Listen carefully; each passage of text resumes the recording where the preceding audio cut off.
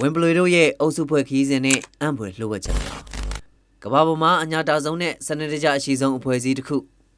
ဒါကတော့တော်ရိုင်းတိရစ္ဆာန်တွေဖြစ်တဲ့ဝင်ပလူတွေရဲ့အုပ်စုဖွဲ့ခြင်းလို့ပြောရင်သင်ယုံနိုင်ပါမလား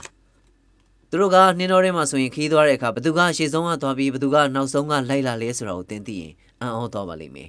ဒါဟာရိုးရိုးခီးသွားတာမဟုတ်ပဲအသက်ရှင်ကြံရဖို့အတွက်ရည်ဆွဲထားတဲ့မဟာဗျူဟာမြောက်စစ်တုရင်ကစားပွဲတစ်ခုပဲဖြစ်ပါတယ်ဝင်ပလူတအုပ်မှာအဖွဲ့ဝင်9ယောက်ကနေအယောက်20အထိရှိတတ်ပါတယ်လူအများစုထင်ထားတာကအားကောင်းဆုံးခေါင်းဆောင်အယ်ဖာကရှေ့ဆုံးကနေမင်းပူပြီးသွားတယ်ဆိုတာပါပဲဒါပေမဲ့ဝင်ပလူတွေမှာကတခြားစီပါဒါဆိုရင်သူတို့အုပ်စုလိုက်ခီးနေမှုကိုဆက်ကြည့်လိုက်ရအောင်ပါနံပါတ်1ရှေ့ဆုံးကအဖွဲ့ဝင်ပလူတွေအုပ်စုလိုက်ခီးနေတဲ့အချိန်အရှိတမ်းမှ3កောက်ကရှေ့ဆောင်လမ်းပြပါတယ်သူတို့ဟာအုပ်စုထဲမှာအသက်အကြီးဆုံးအားအနည်းဆုံးအဖွဲ့ဝင်တွေပဲဖြစ်ပါတယ်ဘာလို့လဲဆိုရင်သူတို့ကလမ်းဖောက်ပေးရတာပါသူတို့ရဲ့အချိန်နဲ့ပဲတစ်ဖွဲ့လုံးကလိုက်ရပါတယ်အကယ်၍သူတို့သာနောက်ဆုံးမှဆိုရင်ကြံရင်ခဲမှာဖြစ်သလိုရှေ့ရလူတွေကမြန်သွားရင်သူတို့ပင်ပန်းပြီးတေဆုံးသွားနိုင်လို့ပဲဖြစ်ပါတယ်အလဲကအဖွဲ့ဒီအဖွဲ့ကတော့တကယ်ကိုတိုက်ခိုက်သမားတွေဖြစ်တဲ့အားအကောင်းဆုံးဝင်ပလူတွေပါသူတို့ကအရှိကအဖိုးတွေနဲ့အနောက်ကအဖွဲ့ဝင်တွေကိုဘေးအန္တရာယ်ကနေကာကွယ်ပေးတဲ့အဖွဲ့ပဲဖြစ်ပါတယ်အလဲမှာပဲနောက်ထပ်အရေးကြီးတဲ့အုပ်စုတစ်ခုရှိပါသေးတယ်အဲ့ဒါကတော့ကလေးငယ်တွေနဲ့မတန်ဆွမ်းသူတွေပါသူတို့ကိုအလဲမှာအလုံးကြုံဆုံးရှိအောင်ထားရှိပါတယ်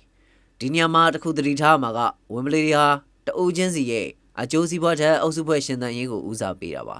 နင်းနေထူထပ်နေတဲ့အခါရှေ့ဆုံးကဝင်ပလူကနင်းနေကိုနင်းချပြီးလမ်းဖောက်ပေးရပါတယ်အဲ့ဒီအခါနောက်ကလိုက်နေတဲ့လူတွေကအားဆိုင်စရာမလိုပဲအလွယ်တကူလိုက်ပါနိုင်တာဖြစ်ပါတယ်သူတို့ဟာတလက်စီလမ်းဖောက်ပေးခြင်းအပြင်စုပေါင်းအင်အားကိုအသုံးချကြပါတယ်နောက်ဆုံးဖွဲ့ကတော့အယ်ဖာခေါင်းဆောင်တွေပဲဖြစ်ပါတယ်ခေါင်းဆောင်ဟာအနောက်ဆုံးကနေတအုပ်လုံးကိုခြုံငုံကြည့်ရှုပြီးလိုက်ပါလာတာပါဘသူတွေကြံရစ်ခဲ့မလဲ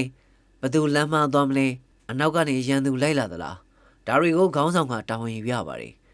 ခေါင်းဆောင်ဆိုတာရှေ့ကနေအမိန်ပေးနေုံနဲ့မဟုတ်ပဲအားလုံးကိုဘေးကင်းအောင်စောင့်ရှောက်ပြီးဘသူကမှချမ်းမထားခဲ့ခြင်းဆိုတဲ့စိတ်ဓာတ်ကိုပြနေတာပဲဖြစ်ပါတယ်ဒါဟာအုပ်စုလိုက်ခီးသွားခြင်းတသက်မဟုတ်ပဲအားနည်းသူကိုရှေ့ကထားပြီးခေါင်းဆောင်ကအနောက်ကနေလုံခြုံရေးယူပေးတဲ့ဒီစနစ်ဟာတဘာဝတရားရဲ့အလှပဆုံးသင်ခန်းစာတစ်ခုပဲဖြစ်ပါတယ်